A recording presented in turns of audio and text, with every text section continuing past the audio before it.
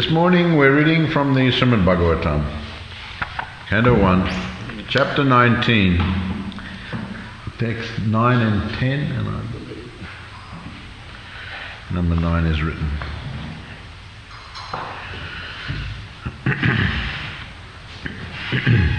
Atri Vashishtas Chayavana Saradvan Aristanemi Brigu Angirascha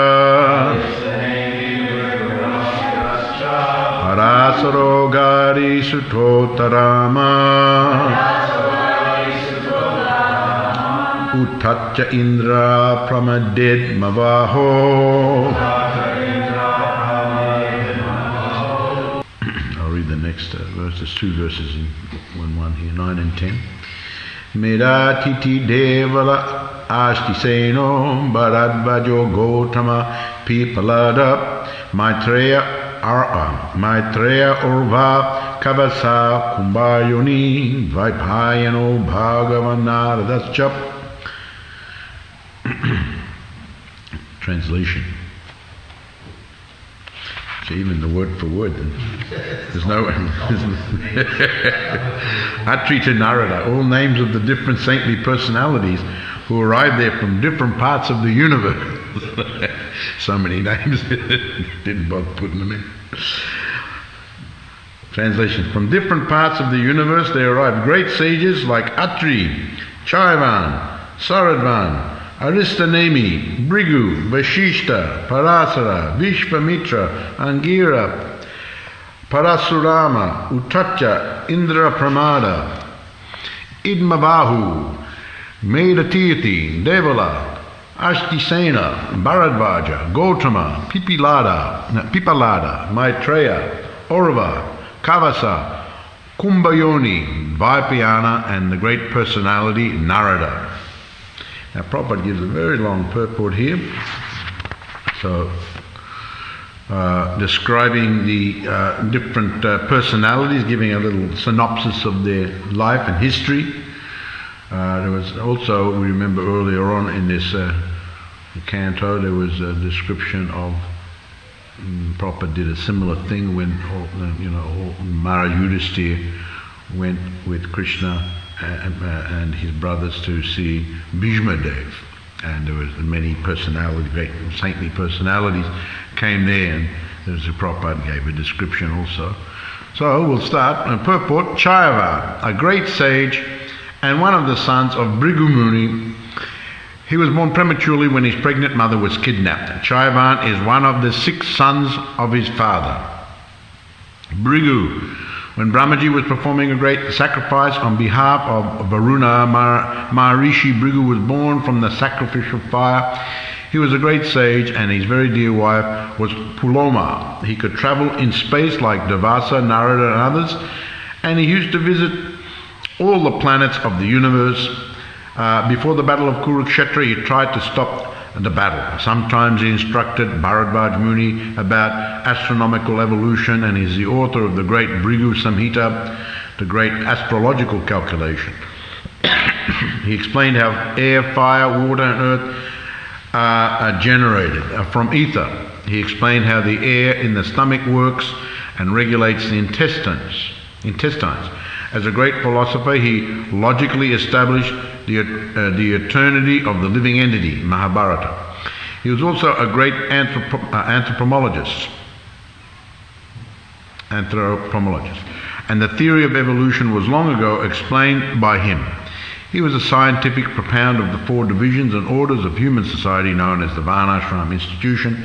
He converted the Kshatriya king Vitahavya into a Brahmana. Vashishta, see Srimad Bhagavatam 196. That's the section that I was just describing about all the personalities came to see Bhishma Dev, and Prabhupada gave a description of Vashishta Muni there. Parasara, he is the grandson of Vashishta Muni and the father of Vyasadeva. He is the son of Maharishi Shakti, and his mother's name was Adrishyati. He was in the womb of his mother when she was only 12 years old, and from within the womb of his mother he learnt the Vedas. His father was killed by a demon, Kalmasapada, and to avenge this he wanted to annihilate the whole world. He was restrained, however, by his grandfather Vashishta. He then performed a Rakshasa killing yajna. But Maharaj Pulastya restrained him. He begot Vyasadeva, being attracted to Satyavati, who was to become the wife of Maharaj Shantanu. By the blessings of Parasara, Satyavati became fragrant for miles. He was present also during the time of Bhishma's death. He was spiritual master of Maharaj Janaka and a great devotee of Lord Shiva. He is the author of many Vedic scriptures and sociological directions. Vishvamitra, Gadi Sutta or Vishvamitra, a great sage of austerity and mystic power. He is famous as a Gadi Sutta because his father was Gadi, a powerful king of the province of Kanyakubja, part of Uttar Pradesh.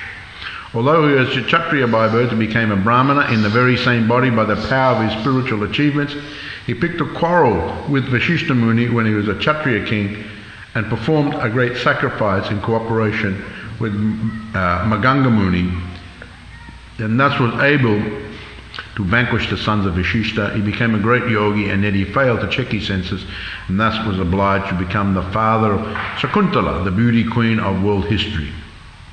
Once, when he was a Kshatriya king, he visited the hermitage of Vashishta Muni and he was given a royal reception. Vishvamitra wanted from Vashishta a cow named Nandini, and the Muni refused to deliver it. Vishvamitra stole the cow, and thus there was a quarrel between the sage and the king. Vishvamitra was defeated by the spiritual strength of Vashishta, and thus the king decided to become a Brahmana. Before becoming a Brahman, he underwent severe austerity on the bank of the Kaushika. He was also one who tried to stop the Kurukshetra war. Angira. So we've got a little while to go. Getting through there. He is one of the 6 mental sons of Brahma and the father of Brihaspati, the great learned priest of the demigods in the heavenly planets. He was born of the semen of Brahmaji, given to a cinder of fire. Uttacha and Sambharta are his sons. It is said that he is still performing austerity and chanting the holy name of the Lord at a place known as Alakonanda on the banks of the Ganges. Parasaram, see Srimad Bhagavatam 196. Uttacha, one of the 3 sons of Maharishi Angira. He was the spiritual master of Maharaj Mandatta. He married Maharaj Mandatta was a Mathura king, right? He married Bhadra, the daughter of Soma. Varuni kidnapped his wife Bhadra, and to retaliate the offence of the god of water, he drank all the water of the world. Made a Tirthi, an old sage of yore, an assembly member of the heavenly king Indradev. His son was Kanva Muni, who brought up Sakuntala in the forest. He was promoted to the heavenly planet by strictly following the principles of retired life, Vanaprastha. Devala, a great authority like Narad Muni and Vyasadeva. His good name is on the list of authorities mentioned in the Bhagavad Gita when Arjuna acknowledged Lord Krishna as the Supreme Personality of Godhead. He met Maharaj Yudhishthira after the battle of Kurukshetra, and he was the elder brother of Domya, the priest of the Pandava family. Like the Kshatriyas, he also allowed his daughter to select her own husband in a Swayamvara meeting, and at that ceremony all the bachelor sons of the rishis were invited. According to some, he is not Asita Devala. Bharadvaj, Srimad Bhagavatam 196. Gautama, one of the 7 great sages of the universe. Sarvan Gautama was one of his sons. Persons in the Gautama Gotra dynasty today are either his family descendants or in his disciplic succession. The Brahmanas who profess Gautama Gotra are generally family descendants, and the Kshatriyas and the Vaishyas who profess Gautama Gotra are all in the line of his disciplic succession. He was the husband of the famous Ahalya, who turned into stone when Indradev, the king of the heaven, molested her. Ahalya was delivered by Lord Ramchandra.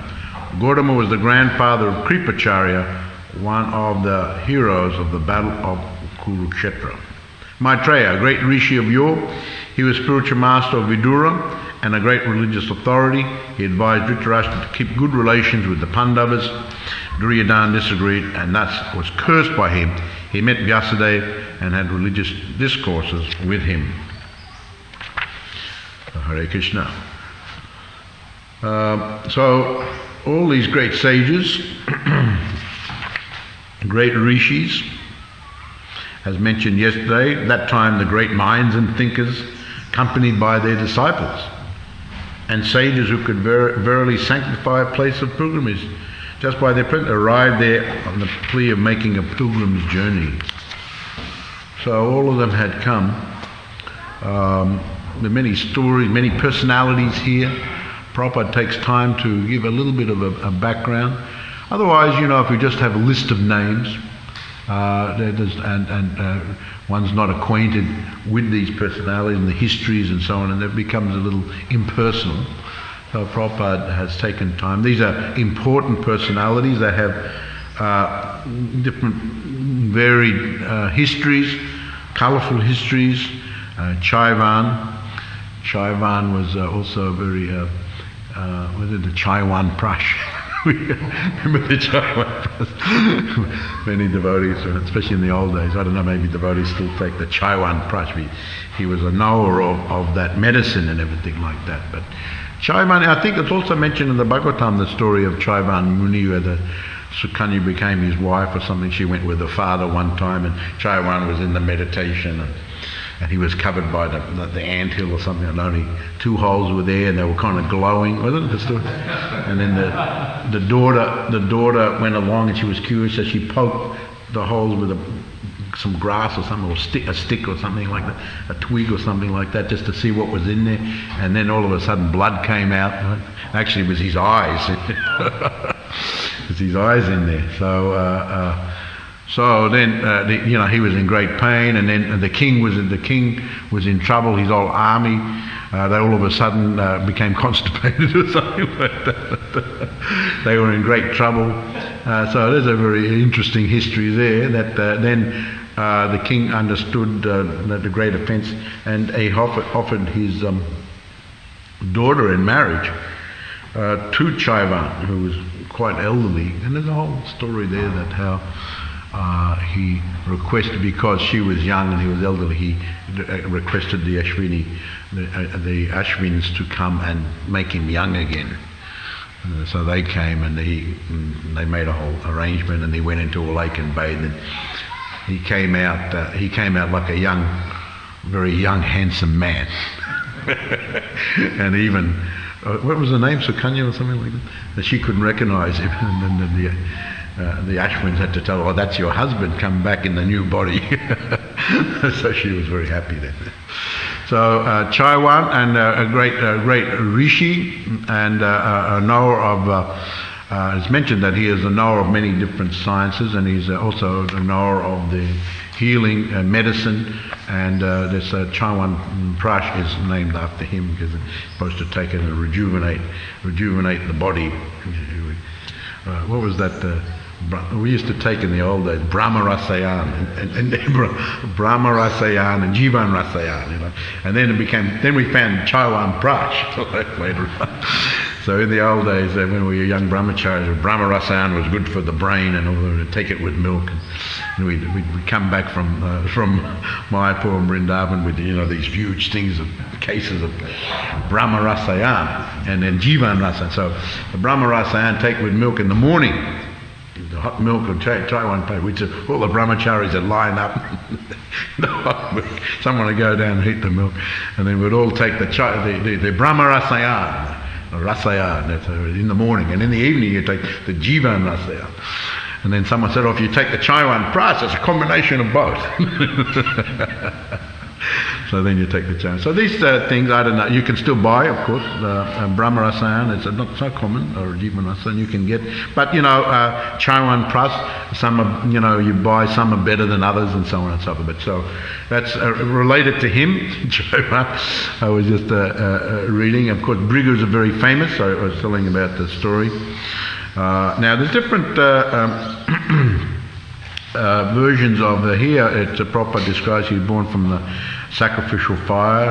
Another one is that he was one of the mental sons of Lord Brahma. Vashishta is also another one of the mental sons of Lord Brahma, a great rishi. He was at the time of Lord Ram and also at the time of Lord Krishna. So these are great sages from the heavenly planets. Parasara Muni, the grandson of Vashishta. Great that he became the father of Vyasadeva. A lot of story. Vishvamitra is another famous personality, and we know, especially from Ram Lila, how he by that time became a great Maharishi. But he started off as a Kshatriya, the son of Gadi, Maharaj Gadi, and he was very attracted. He came to the ashram of. Prabhupada goes back in the story a little bit of Vashishta, and he was very attracted to the Nandini cow he had, because she was one of the produced unlimited quantities of milk and ghee and like that, and so not ghee, but produced unlimited quantities. So he wanted, but Vashishta said, "No, I need Nandini." Was it something like that he did forcibly? Vishvamitra, I'm the emperor, I should be offered all the best of things, and you have got Nandini, that should be given to me. And Vashishta said no, and then she was being forcibly, she was crying to Vashishta, she didn't want to go with him, and then so he used his power to defeat Vishvamitra. And so on. So it's long stories, and here we can go into great histories here of the different personalities. But he could see the power of the Brahmanas, and so he said, here I was defeated, I'm the emperor, I was defeated by Vashishta. What is the use of the power of the Kshatriyas? Let me become a Brahmana, So he did austerities and so on and so forth. They became a rishi. There's many stories in between all that. But he became a great rishi, and so much so that he went to the court of Lord Maharaj Dasarath and requested Lord Ram and Lakshman to come, and there were some Rakshasas who were creating havoc on his performance of the yajna, and we know that story from Ramayana, how Lord Ram went there with Lakshman.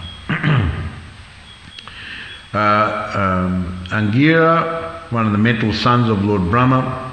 Parasaram, of course, he is the incarnation of the Supreme Personality of Godhead, who, he's... was there another situation there with the cow also, wasn't it? That his father had a cow that Maharaj, who was a Kativi Arjuna, wanted that cow. A similar situation.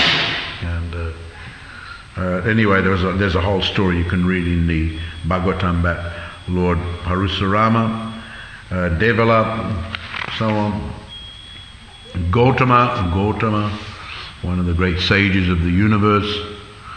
Prabhupada mentions here that Gautama Gotra, in what line you come in, or what Gotra are you from, that some temples in India, unless you're coming in a bona fide Gotra, they don't let you inside, just like Jagannath Puri. And there's one temple in that one temple in Vrindavan also from South India. They've got there, Ranga Temple. Yeah, Ranga Temple. Yeah, so all the temples in Vrindavan generally devotees can go in, but there's that one temple. And early, when Prabhupada went back there, I remember the story. He went there, and he was staying Krishna Balam. Then his devotees were in Vrindavan area, and they tried to go in, and they stopped, and they came and told Prabhupada they were stopped from going in, and they asked what Gotra they were from. And when they couldn't answer, Prabhupada said, "Oh, you should have told them you're with Achyuta Gotra." The infallible one. What Gotra? one of the devotees who was a very Indian-bodied devotee from London, in Jagannath Puri. If you're even Indian-bodied, but you're overseas now, you're not allowed in the temple. So, you have to be Indian-bodied living in India. They consider that you've been contaminated because you've been living in the West. And so he went in. But then some people came and were questioning him as he was trying to go in the temple, and they were asking questions, what gotra are you with, and all that stuff. And they were speaking in Hindi and everything like that. They could tell his accent was, a little bit different, And so he got in, but he was really accosted. So gotra is very important in some places. So Gautama, he's a very famous personality. Prabhupada mentions Ahalya, his wife, delivered by Lord Ramchandra. Gautama, I'm trying to remember this story. Ahalya was there was some story of Ahalya, a very beautiful woman created by, one version is created by Lord Brahma as the essence of all beauty. Another story that she was the daughter of the king and queen, but and Brahma, after her creation, had made a context that whoever could go around the universe 3 times first would be able to marry her. So Indra was very infatuated with her. So using his mystic power, he went around real quickly, and then he came and claimed her as his wife. But I think it was Narad Muni who said to Lord Brahma, no, wait a minute, Gautama just circumambulated his cow, or the calf of his cow. So that's considered as good as going around the universe. So Brahma accepted, and then she was given to Gautama. But then later on, Indra, still being infatuated with her, came in disguise as Gautama when Gautama was out one time. He came in disguise as Gautama and forced himself on her, and then Gautama came back. He knew by his mystic power, he knew what had happened. So he became angry both with Indra and with Ahalya, and Indra was cursed, it had all that vaginas there, and then later commuted to eyes, and Indra with 1,000 eyes, right? But she was cursed to become a stone, but later on, she got the mercy when Lord Ram and they were going for the Swayamvara of Sita in Mithila. He passed by the ashram of Gautama, and she was there at the stone, and he. But then there's different versions of this also. that his lotus foot went on the stone, and then she was liberated by Lord Ram. You see, so there's a story, a little bit of stories there, interesting stories, delivered by Lord Ramchandra. And Maitreya Rishi, of course, is very famous. Maitreya, a spiritual master of Vidura. Maitreya, Duryodhana disagreed and was cursed by him. Now Maitreya Rishi, it is mentioned that when Krishna was leaving, Uddhava had come to him and said that, I know, my Lord, you're finishing your pastimes and you're going back to your abode, and please, I don't want to stay here without you, please allow me to go with you. And Krishna said, no, I want you to do some service here. You have to stay a little bit. You won't be separated from me if you're always meditating on me, but you have to go to where Maitreya Rishi is. He's in the Badrik ashram, and you have to give instruction to him, as you've heard from me. And so he went there and instructed Maitreya, who in turn instructed Vidura. So this is the connection between he is the spiritual master of Vidura. And the story of his cursing Duryodhana is a little interesting too, because when after the Duryodhana and challenged the Yudhisthira to the dice match, they went into exile. So it is said that Maitreya in his travels came upon the exiled Pandavas and Yudhishthira and all the Pandavas. They were dressed with matted locks, and they were dressed in bark and living very austerely. So he was very unhappy to see that, and he learned of what had happened.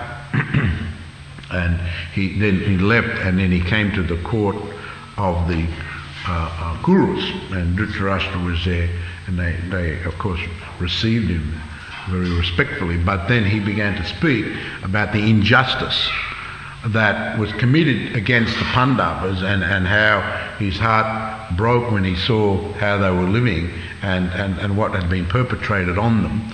And he admonished Dhritarashtra, saying that he was the father, and why did he allow this? You are the father and you are the emperor. Why did you allow your son to do that and others to do that? And so he admonished him, and then he turned to Duryodhana and said that, why have you done like this? They are your brothers. You have unjustly done this. And you know, he was going on at some length. And then Duryodhana, no, he actually said, he said, I want you to follow my instruction and bring them back and make peace with them. He said, I want you to bring them back and make peace with them. Don't be fighting like this. And so, but Duryodhana was not looking at him, he was just looking down, slapping his thigh like this and scratching the ground, and he had a smirk on his face also. He had a smirk, he was kind of like, oh, and he had a smirk on his face. So Maitreya was very insulted by that, and he cursed him. That thigh that you are slapping will be broken by the mace of Bhima.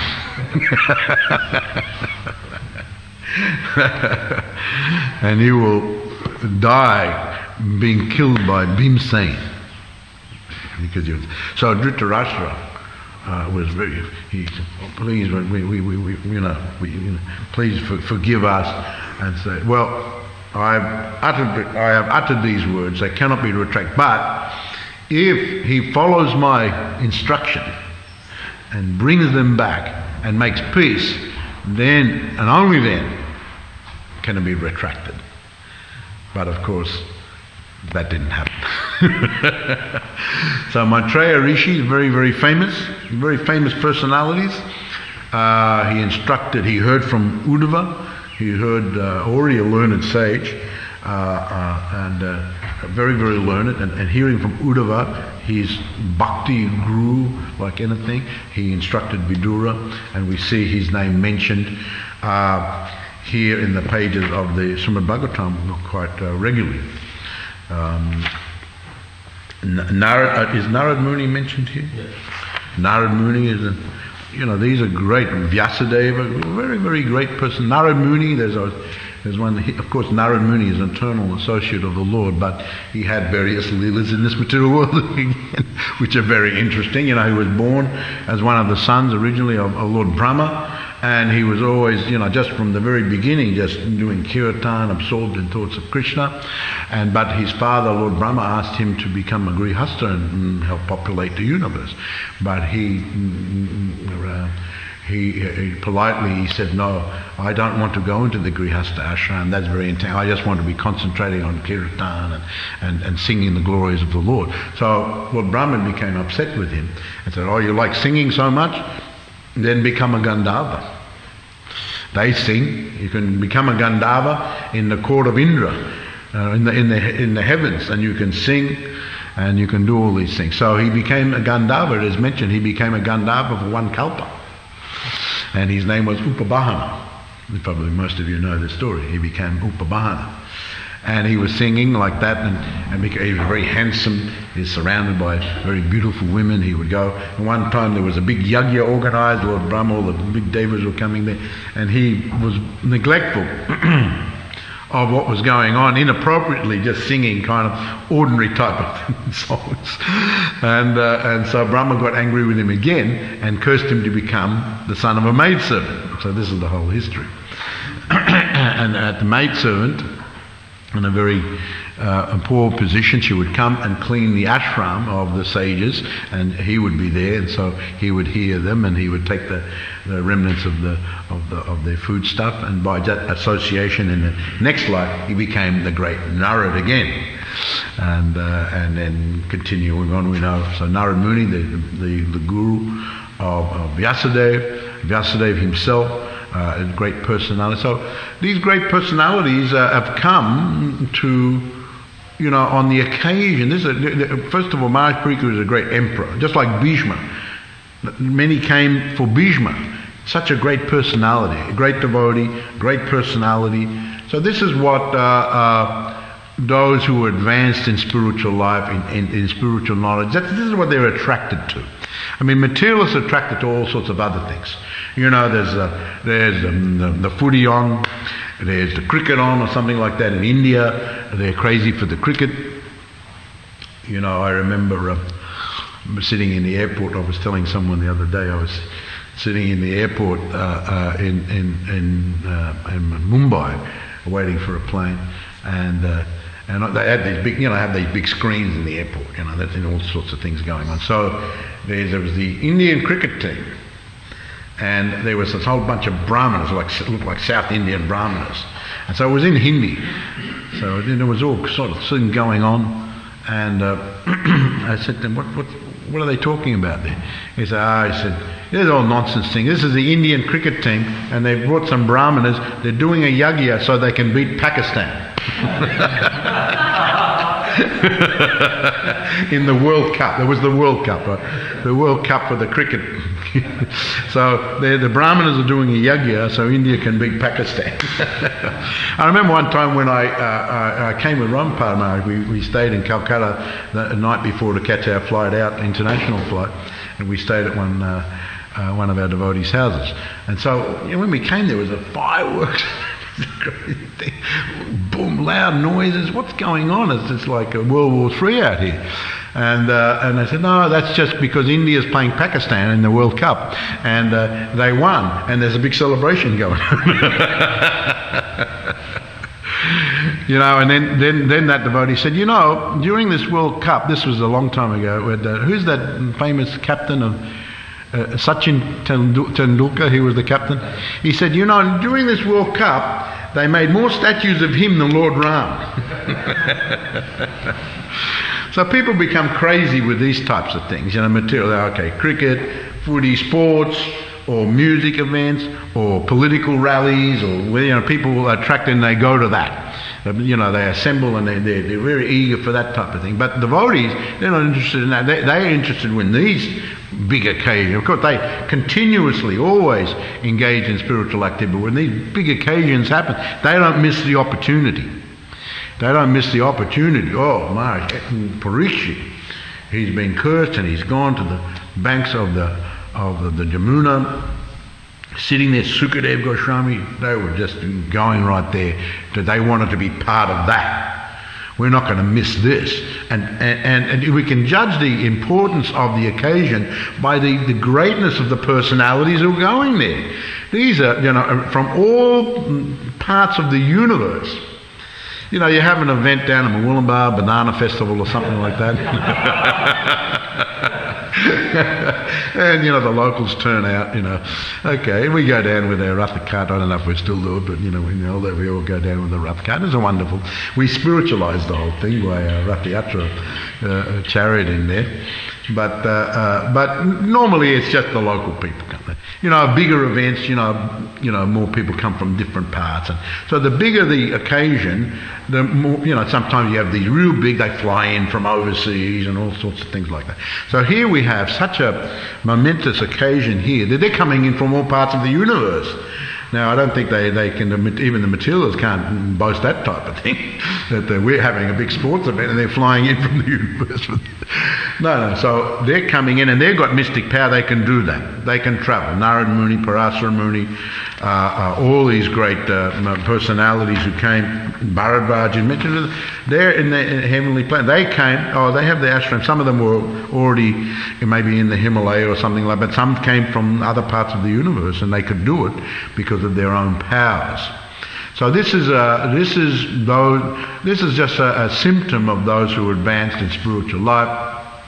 Tushanti charamanti, what's that? Matchita, matgita, pranabodhyanta, paras, kataya tascham, chanicham, tushanti charamanti. The devotees very much relish this tushanti charamanti, this chanting and hearing, association, they very much relish that type of thing. So this is a sign of advancement. If one, Prabhupada said one time, I remember in a lecture he gave, he said this is one of the signs of advancement. One is losing their interest in spiritual, in material activities, and one is the attachment to spiritual activities is growing stronger and stronger and stronger.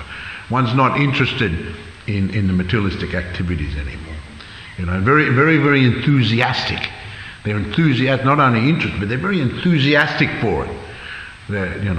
And enthusiasm is a very important quality to have, materially or spiritually. One time in Hawaii, in a lecture, Prabhupada said that just by enthusiasm I've been able to spread this Krishna consciousness all over the world by the mercy of my Guru Maharaj. He said, just by enthusiasm. So one has to be enthusiastic. This is one of the qualities mentioned as needed by Rupa Goswami. Enthusiasm. We need to be enthusiastic. One time when Prabhupada was going on a walk in Melbourne, Chapel Walk, were you in the domain? No, not the domain. It was in the botanical, and there was a little pond area, and there were some ducks, and he had some prasadam. He was throwing the prasadam to the ducks, so they were coming over. They were starting to quack, quack, quack, quack. And some were pushing the other ones out to get there first. Quack, quack. The stronger ones were pushing it. And Prabhupada actually made a comment. See these ones here, they are quacking more, therefore I give them more. Might have expected Prabhupada to say, well, these poor smaller ones, they're getting ousted by the bigger ones. But Prabhupada answered in a different way. They're quacking more, they're more enthusiastic, so I give them more.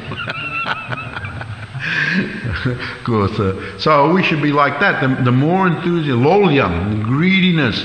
There's a type of spiritual greed. Lolyam, a spiritual greed for, in spiritual activities. We're greedy for that. Of course, there's mundane greed. That's another thing. But spiritual greed, spiritual enthusiasm. So it is said that as one advances. Actually, in that purport, that Tushanticha Ramanticha, Prabhupada said, in the beginning one develops a taste for spiritual things, and as one goes along, one becomes very attached to doing the service, doing the spiritual service. And as one matures more and advances more, one actually starts to develop Krishna praying. First of all, that one gets attached to the service, and then Krishna praying. And by the mercy of Krishna, one develops like that. The Krishna praying is bestowed upon one by the service attitude. One time, Hari Suri asked that question about Prabhupada, that see sometimes devotees, they go away, they haven't developed, they're not developing their Krishna praying. And Prabhupada answered this particular time, he answered that. Krishna praying, he said, that is Krishna's business. You just have to follow, and then Krishna will give you the Krishna prema. He said. So that is something that is bestowed, and Krishna, he sees the enthusiasm, he sees the service attitude, he bestows more and more advancement. And so it's a very much indicative of someone who's, they're enthusiastic. When these occasions, they want to go there, they want to associate, they want to participate. And so we see here all these great personalities who have come to be there, to hear the discourse between Sukadeva Goswami and Maharaj Parikshit. So Hare Krishna, I'll stop there. From the different parts of the universe there arrive great sages like Atri, Chaivan, Saradvan, Aristanemi, Brigu, Vashishta, Parasa, Vishvamitra, Angira, Parusaram, Utacha, Indrapamada, Idmabahu, Medatirthi Devala, Ashtisena, Bharadvaj, Gautama, Pipalada, Maitreya, Aurva, Kavasa, Kumbhayoni, Dvaipayana, and the great personality Narada. Does anyone have any question or comment?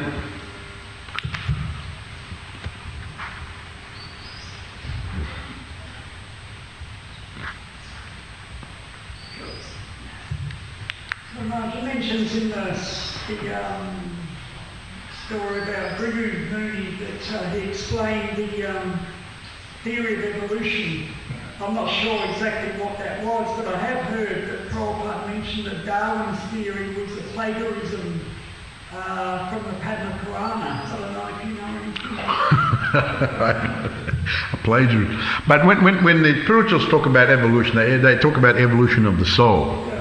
The soul passing through the species. They're not indicating that the bodily forms are changing and evolving to suit the surroundings. No, that's something that Darwin propounded. But I don't know about that part about he got the idea of where.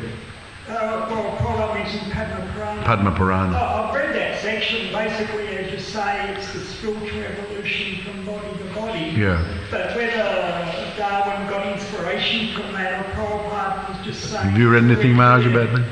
No, he hasn't.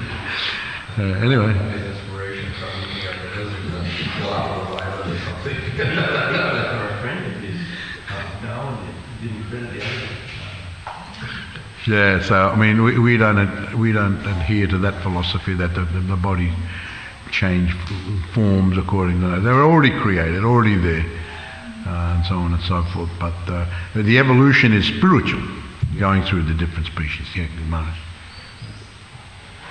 Yes. I was thinking, Maharaj, as Prabhupada was unpacking all those stories that we just heard, all those saintly persons, that even amongst all the Bhaktisiddhanta Maharaj's disciples, they recognise Prabhupada as Bhaktisiddhanta. Sorry, they recognise Prabhupada as Bhaktisiddhanta. You know what I mean? Like even amongst all the Bhaktisiddhanta's disciples. You sort of get a glimpse of it. Yeah, oh yeah, they awarded him the title Bhaktivedanta, yeah, because of erudition and everything, yeah. They were very satisfied. I think after that he was writing those articles and things like that, and they put forward the Gaudiya Vaishnava community called the Bhaktivedanta.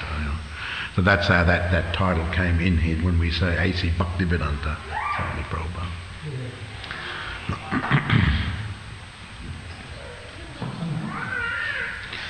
That's it? I mean, this is probably not an answer to this question, but it's quite incredible how all these great sages and yogis and that, how did the word get out so quick? Well, they can divine these things, and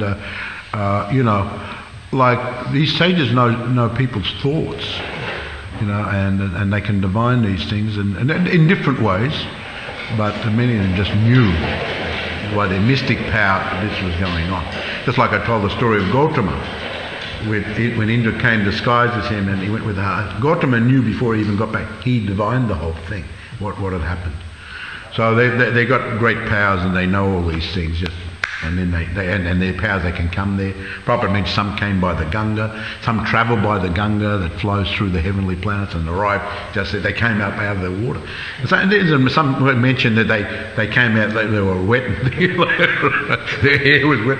They came out. They can go under the water by some mystic power, and even though they're in the Himalaya, they're there because that Sukratal where this is on the way there. I gave the class the other week. You can go there and you're on the way to Rishikesh, and you go and you can turn off to the left and you can go to the Sukratal.